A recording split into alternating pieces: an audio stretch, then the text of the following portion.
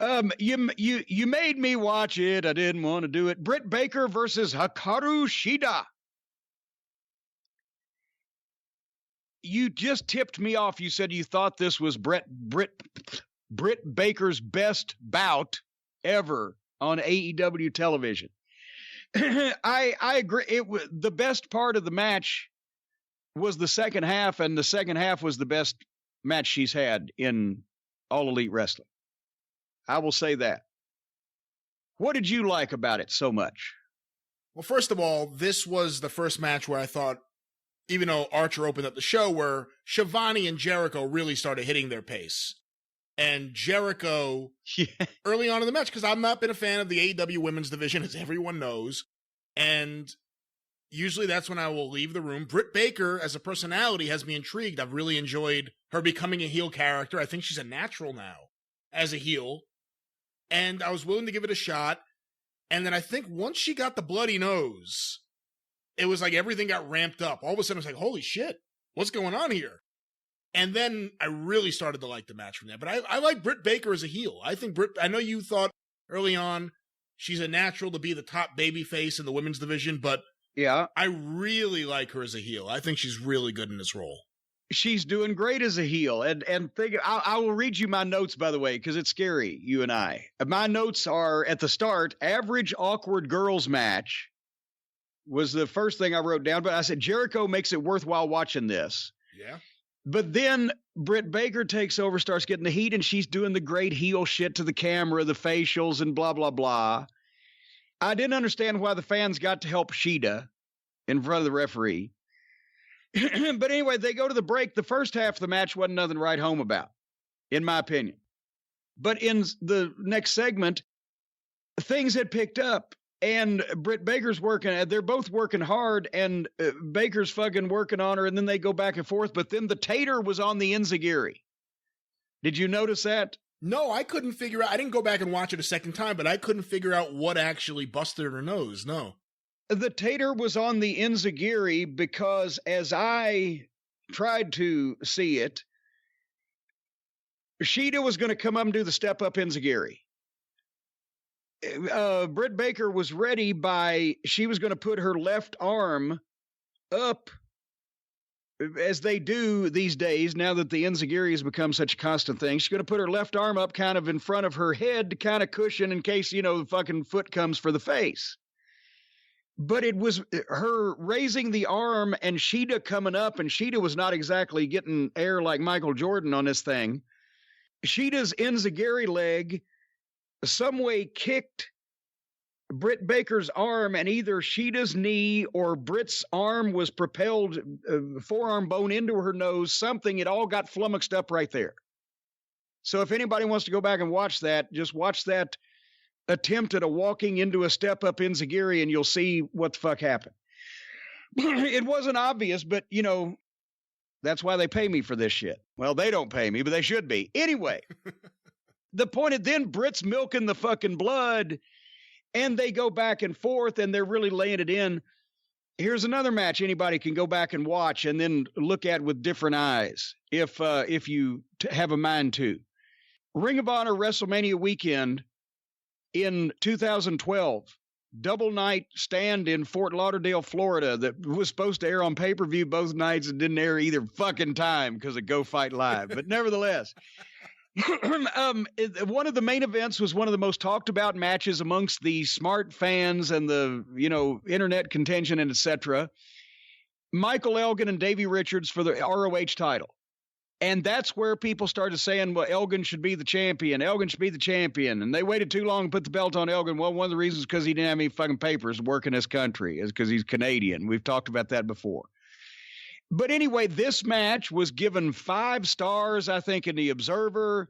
This match lit up the fucking internet. This is the goddamn greatest match that has ever been held. And if you go back and look at it now that I'm going to tell you this, you will find out that half of it was one of the greatest matches ever held. Because it was one of those, the first 10 minutes was honestly, and I was a fan of both these guys' work, but was honestly indie level, back and forth stuff, moves, not a lot of emotion, from the two guys who are, you know, both kind of dry. And it was kind of bleh. And all of a sudden, Davey, I think it was, goes to suplex Elgin off the top turnbuckle somehow or whatever the fuck. And when he does, he threw him all the way in the middle of the ring, and Elgin almost landed on his head and almost broke his fucking neck. And he pops up, and you can see he's kind of like, oh, fuck, that was close. And when you get that, oh, fuck, that was close, your adrenaline fucking comes up, and Elgin starts coming back at Davey, and now Davey's getting into it, and it woke the people up who had been kind of, because the atmosphere had been kind of blah, because they'd seen a lot of shit. But that thing woke the people up. Then the guys hear the people into it. It feeds on itself.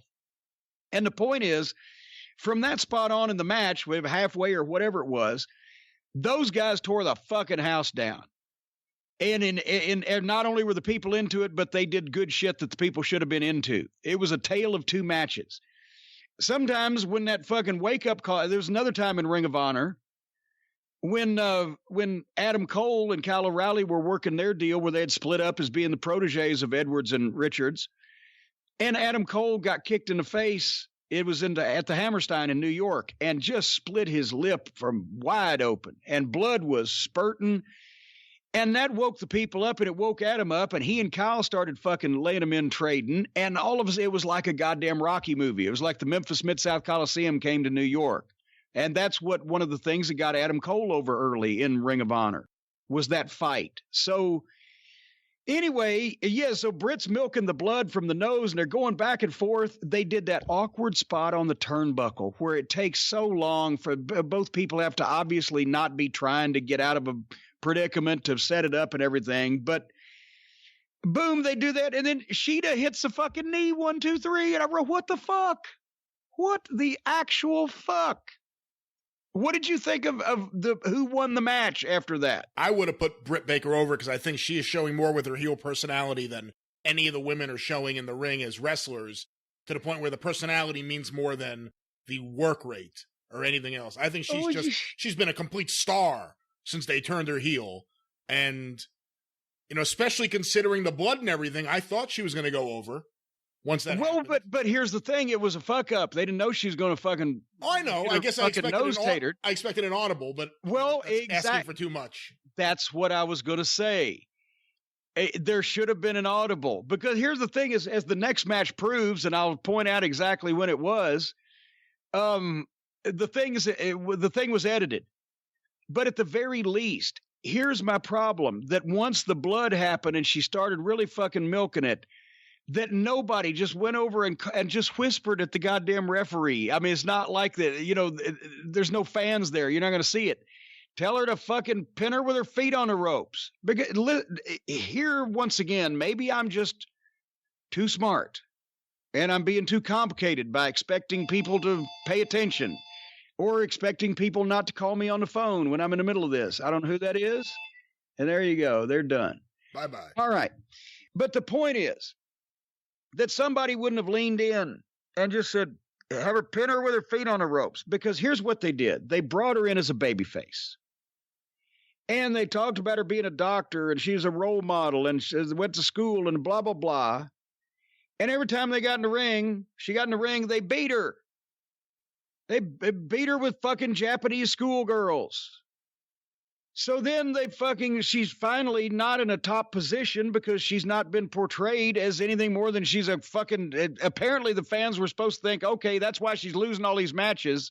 She paid too much attention to being a dentist. I guess that's the only reason I can think of, that you would introduce somebody and tell their backstory like that, and then they always get their ass kicked. So then they switch her heel. And after a rocky start, she's doing that. Even better than she was being a babyface, into the smart-ass interviews and the fucking great facials in the ring.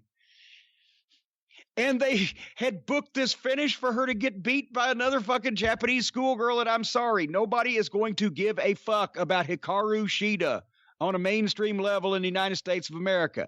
Get over it. But the point is, the finish going in was to beat her again now that she's a heel. But when she got whacked in the nose, and she fights through the bloody nose, and you can tell it's real because it keeps bleeding. And they go back and forth, and then she almost gets her finish, her submission hold on Shida, but the referee stops Britt Baker from putting the mandible claw on because she's bleeding from her nose, so she can't stick her hand in the other girl's mouth. I don't know what the fuck. So she gets a glove from the referee, which causes enough time that Shida's able to escape, or Britt Baker should have put her finish on and beat this girl. But she was stopped by the referee. Then Shida finally recovers and fights back and forth, bing, bing, bing, and then fucking beats her by fucking running across and kneeing her right in the fucking face and the broken nose that she's given her earlier. So you have put Britt Baker in this match, has been in the sympathetic position. She's the one that was bleeding. She's the one that the referee stopped from getting her fucking finishing hold on her opponent. And then she's the one who gets put down and in defeat is the sympathetic figure. If she had been tatered and had the bloody nose like that and done all the shit she did, and then she'd have made a comeback, and then Britt Baker just scooped her and fucking pinned her with her feet on the fucking ropes, Britt Baker as a heel would have gotten her heat back. But as it was, she was presented as a babyface. She fought through all this. She should have won, but the referee stopped her from doing it. And then she gets beat with this goddamn running fucking knee. But boy, it was kind of a heelish thing to do to a fucking woman with a broken nose. So they switched her babyface in the fucking match. And it beat her again. Now, did you see the promo afterwards, or did you not? No, I didn't, because it was after the goddamn baby oil fellow. Well, let me just tell you, it was so good, because she's still covered in blood. And she says that Shida is the dirtiest wrestler she's ever been in the ring with. And she's lucky she didn't do anything to Britt Baker's teeth. And then Britt goes, well, actually, I can fix my own teeth. I'm a dentist. And walks off. It was really good. Britt Baker, to me, out of everyone in the ring on this show, and obviously doing promos, stole the show. She was fantastic this week. Yeah. Well, that's what I'm saying. She, and they were gifted something, because at least I hated that she had to get her fucking nose broken and do a job. And, they were gifted something there that could have got some attention. But here's the thing. We've come to find out that it doesn't matter how marketable you are in this country or how good you are in the ring, you will have a job here and be featured here if you are friends with the fucking elite and or in some way related to a Japanese fetish of some description.